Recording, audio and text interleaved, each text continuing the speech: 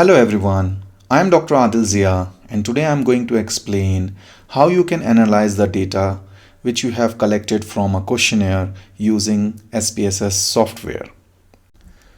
Okay, so in this video we will be discussing about some of the basic analysis like the reliability test, exploratory factor analysis, which is also known by the name of EFA. I'll also explain the process of confirmatory factor analysis. We'll also study about the path analysis for hypothesis testing. A lot of students face problem in understanding the right process of handling the data.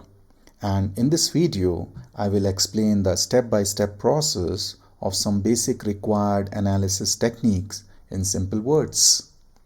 Before we jump into the techniques, let us talk about why analyzing questionnaire is important.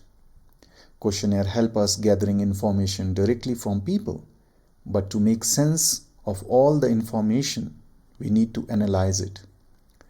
Our first step in checking how reliable our questionnaire is to do the reliability test. Reliability analysis help us to see if our questionnaire gives consistent results. We use Cronbach alpha to measure the reliability. If Cronbach alpha is high, it means our questionnaire is reliable. Next step is EFA, which is also known as the exploratory factor analysis. This helps us to find patterns in our data. It shows if certain items of the questionnaire they are interrelated. This helps us to understand our data better. Once we find these patterns, confirmatory factor analysis is done. Once we find these patterns, confirmatory factor analysis is done to check if they are true. It confirms if our questionnaire really measures what we think it does. We look at things like how well our model fits the data. It is also called model fit. Lastly, the path analysis help us to test our idea. It shows how different things in our questionnaire are connected. By doing this, we can see our theory is how far it is correct. And by using these techniques, reliability analysis, EFA, CFA, and path analysis, we can make sense of our questionnaire data. It's like putting all the pieces of a puzzle to understand a bigger picture. Now I'll try to handle all the analytical techniques one by one. I'll start with the reliability analysis. So this is a sample of a questionnaire, and you can see in this questionnaire there are some factors which are also known by the name of constructs, like factor A, B, C, and D, E also. So there are some statements. So in your research you may have more or less than 5 also possible constructs or factors followed by some questions. So this is a basic template of any questionnaire which is used to collect the primary data. The number of factors may be more or less. Similarly, there may be more or less the number of statements also for each of the construct.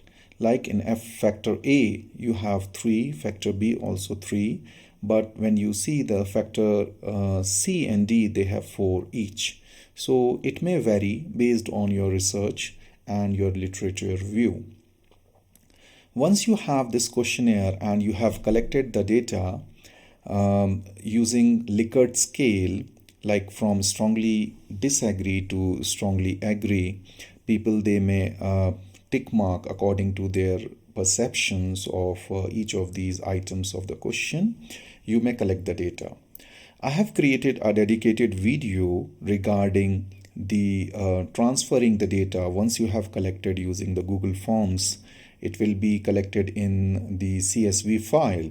So how you can transfer that data, collected data from the CSV file to SPSS, I have created one video. And even if you have collected the data using the hard copy of a questionnaire, so I have explained how you can transfer that. So once you have transferred all the data and it is ready for the analysis, you can see that you have to understand what are the relations that you are going to test. So before going to the relations, I would just like to show you the conceptual model. Now, in the first slide, when I was talking about the reliability analysis, EFA, CFA, and the path analysis, the conceptual model is very important. You have to see what is the relationship that you are going to test. Now, in the conceptual model, you will find that all the factors, they are not in the same line. Like factor A, B, C, and D, they are independent factors, and factor E is the dependent factor. In the questionnaire, you cannot find out which is the dependent or independent. So don't get confused regarding all these concepts. It will be handled in the conceptual model. So in the conceptual model, you have all the variables and their relationship.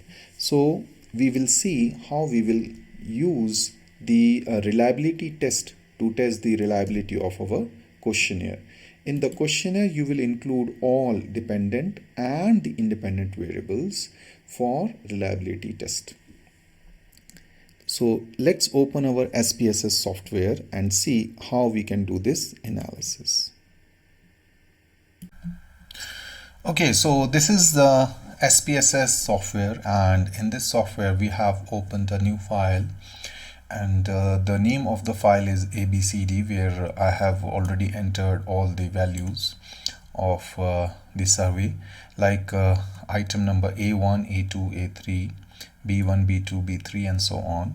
So all the responses has been included here, and if you go to variable view, you can see all these statements, they have been coded.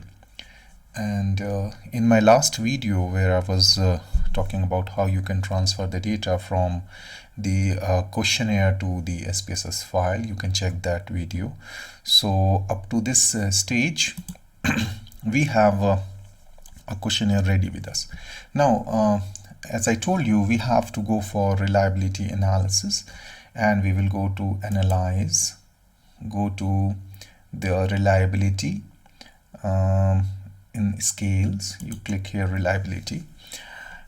You have to do the analysis of reliability at two stages. One is at the level of the complete questionnaire.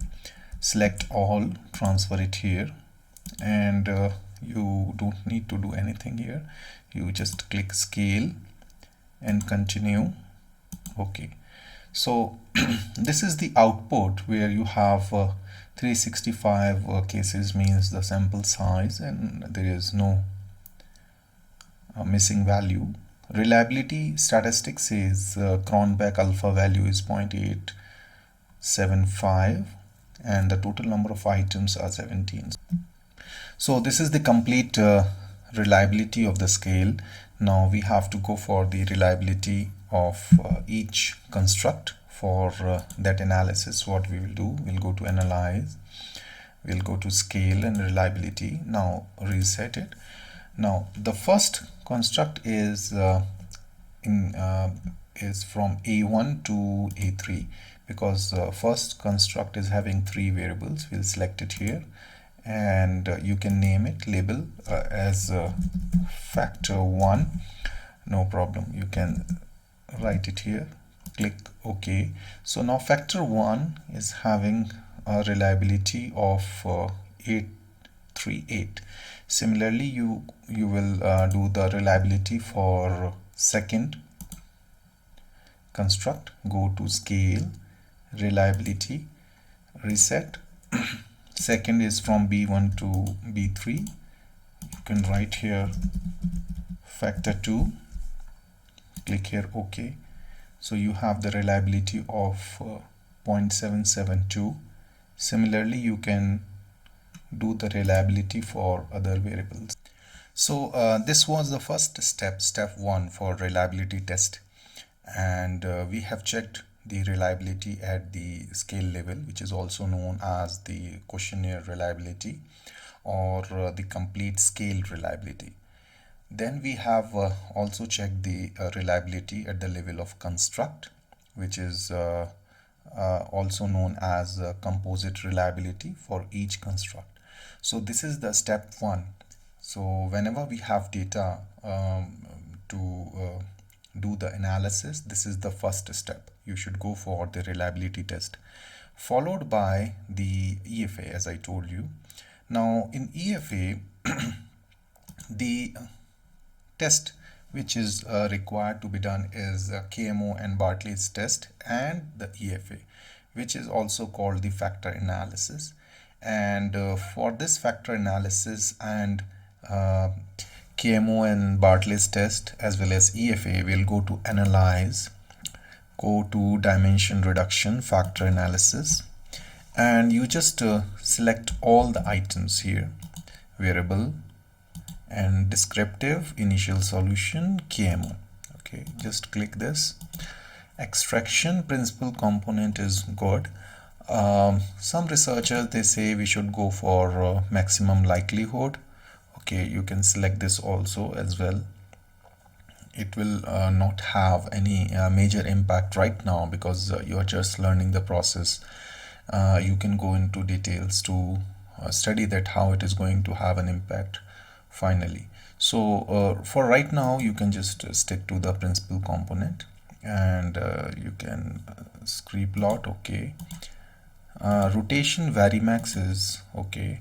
Promax is also recommended, but when you are expecting a very high correlation among the variables, you should go for the Promax and other variables also. But for basically, because this video is for the starting the analysis for those researchers who are just in the learning process, that how we should start the analysis. So go for varimax and continue. In options, see, I'll tell you the difference. Like you should select this sorted by size. I'm not selecting the suppressing the smaller ones, and I'll tell you how it is different. So first we'll go without clicking this. Okay, and we have the analysis with us. Now KMO and Bartlett's test is done. We have 0.850. So any value above 0.7 is, even 0.6 also, it depends upon the area of your research. And in social sciences, 0.6 and above is considered acceptable. Now here it is good. You have total variance explained. You can see this. You have to consider that the components which are able to have a variance of total variance of up to 1, you can say less than 1 is not considered here. And you can see cumulative, it is coming around 77.06, so it is considered very good. This is a scree plot, fine, and this is the major matrix that we are really concerned of. Here you have rotated component matrix, and you can see this. Double click here and you can find out that these are 4 variables for C1 which are loading on the first construct. Then D, they are loading on second one, all the components, and for E it is here. Now when I'll be discussing, maybe in the coming videos, I'll be talking about discriminant validity and the convergent validity. I'll discuss that how it is calculated using the SPSS. Now here you can understand that the correlation, this is also one part of the reliability and validity analysis. And when we talk about the discriminant validity, we have to look here that all the components of the construct, they are loading on the same, like C1, C2, C3, C4, they are 4 items of the scale. They are loading on the same construct and the values are more than 0.6. Okay, So when the factor loading should be more than 0.6, it is a part of convergent validity, which is here. We can check this. And second is discriminant validity, where we talk about the cross loadings. You can see here that this first component is not loading anywhere else, like it is 0.882, so this is the highest one. All are less than this. Same way 0.870, it is the highest, it is not loading anywhere else. So we can say that in this rotated component matrix, you can check the discriminant validity also, as well as the convergent validity. But there are other different criterias. I'll be handling all these analysis in a separate video. That's not in the scope of this video. But right now, as we are doing the analysis for the EFA, so here I'm just trying to give you one idea. So this is the basic analysis, and here you can see all the loadings. Now, as I told you, we go to analyze, dimension reduction factors, and here we have not clicked this suppress. Now if I do this 0.6, continue, okay, now you will see the difference. See, this is the component matrix, rotated component matrix, and all the values which are less than 0.6 are hidden here. It is not visible, and we can easily identify that all the values of items of the scale, they are loading on the same component. So this is good. In this way we can ensure the validity of our questionnaire, and this is the second step. Now we will move to the third step, which is related to the CFA, and it is called the confirmatory factor analysis. Okay, so the third type of analysis, or the third step of analysis, is related to the CFA, which is called the confirmatory factor analysis. As I told you in the beginning, that first we go for reliability test, then we go for the exploratory factor analysis, and then we go for the confirmatory factor analysis. And in this confirmatory factor analysis, you have majorly two types of analysis. One, we go for the model validity, and second is the model fit measures. So in the model validity, we will try to calculate the CR, composite reliability, average variance extracted, AVE, MSV, Fornell-Lacker criteria. And then we will talk about the model fit measures like Semin by DF and SRMR, RMSEA, and P-close. So we will see one by one that how we will do this analysis. Okay, once you have completed the EFA, you have to go for the CFA, which is called the confirmatory factor analysis. And for this you need Amos graphics software, and there are some very useful plugins developed by James Gaskin. I will provide the link in the description below, so you can check that. Once you have downloaded this software, it will open like this with a blank page. And as we are going for the analysis of CFA, what we will do, we will select here the oval shape. This oval shape is represented by the latent variables. You copy here, and then you make the copy. As we have 5 constructs, what we will do, we'll make 5. Any shape you can decide. There are various ways, in the different videos you will find different ways of making all these designs and diagram. So anyone you can follow based on your ease. And as the first one is having 3 variables, second one is having the 3 items of the scale, fourth, third, and fourth, they have 4 each, and 3 here. So like this you can construct.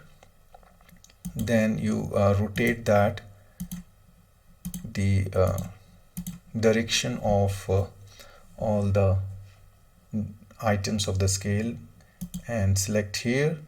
You can just you have to select this one also. Move, you can move it further based on the space available in your worksheet here. Okay, once you adjust all that, I'm doing it very randomly, so you may be finding it that they are not aligned properly.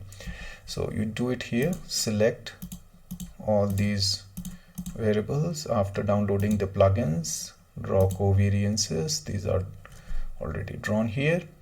Select the data file, and the data file, you will select your data file from here. Okay, you can view also, select OK.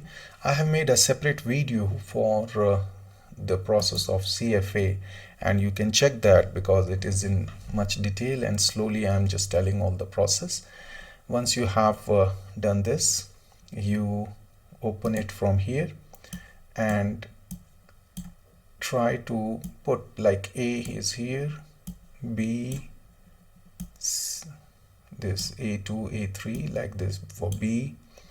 And once you complete all this, it will look like this. Okay, once you have, just name this.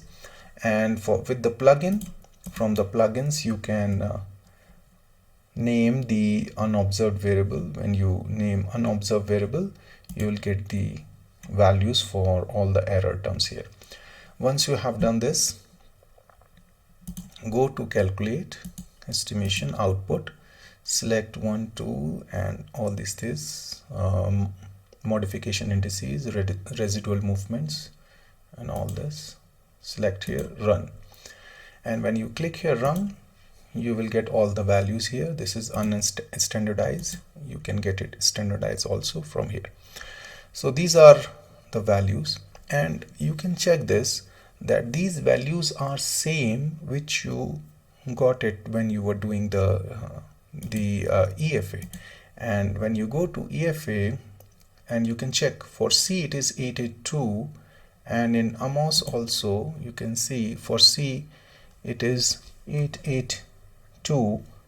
Okay, like here a little bit difference you may find, and very minute difference will be there, but these are the same values. Okay, same values, loadings. And in plugins, you try to go for master validity. You click here and you can get all the validity values here. It's here CR value, AVE, MSV, and this is Forner-Lacker criteria also. This is square root of AVE, like 802 and 731. Okay, so it's here, and these are correlations. Okay, so these are correlation values. So in this way you do the analysis of CFA. Then go for model fit measures, click here, and after running it you will find the values, and threshold is also mentioned, and these are estimate values which you got it in your case, and the interpretation also, it is excellent here in this case, as this is a demo file. Okay, so in this way you are doing this analysis. Okay, so this is the third step, which is the CFA, and I have just shown you that all these values of model validity and model fit measures, how you can calculate it using the AMOS graphics. Now the fourth step of analysis is related to the hypothesis testing, and for this you can use the structural model analysis using AMOS graphics. And another way is you can use the SPSS software, and in that software you can go for the regression analysis also, and just checking the p-values and significance level, you can estimate about the hypothesis whether it is accepted or rejected. Path analysis, and I have made a separate video for path analysis, so I'll be a little quick here. Just draw the square brackets, and after drawing the square brackets, make the arrows based on your conceptual model. Draw the correlations here, and once you click run, you will get all the values. Make sure you have selected the data, and for this path analysis you have to do little things in the SPSS file. And when you go to SPSS file, see, you have to go for this transform compute variable, write the factor name, and select all the items of the questionnaire in a bracket divided by the number of items. So in this it is 3, second also 3, 4, it is 4. So for the fourth one we will do 4. So one by one you have to do it. Click OK, and you will get the variable here. Okay, so this factor 1 will come here. So same way you can do it for all the other 4 variables, and similarly you will get all the values also. So once you do it, factor A, B, C, D, select this file for the path analysis. You go here, select the same file, and you drag all the values here in factor A, B, C, and D, and then you run. So you will get the values. These are the impact, or you can say these are the path analysis values, that there is a positive impact of factor A on factor E, and these are some value and their impact. This is standardized R-square value. You can do this analysis in SPSS also, like if you go to this file where you have done the compute variable from transform, go to analyze, go to regression, where is it, linear regression. Now in this, E is the dependent variable, okay, and A, B, C, and D, these are independent variables. Okay, so in statistics you need not to do anything, just click this and finally click OK. You will get the output, and in the output you'll be able to see the impact. Now these are the beta values, standardized beta values, like 0.212, and if you see this 2.1. okay, so for factor B is 0.1, for factor B is 0.105. so these are values, these are unstandardized values, these are standardized values. Same way here you have unstandardized values and the standardized values. So in this way we have completed all our analysis, and right from the first slide I told you that we will do the analysis related to reliability, EFA, CFA, and path analysis for hypothesis testing. So we have completed that, and if you have any doubts, any questions, any queries, you can comment below, and you can contact me on the given email ID. For related videos, see the link provided in the description box, and if you like the video, don't forget to like, share, and subscribe the channel. Thank you for watching.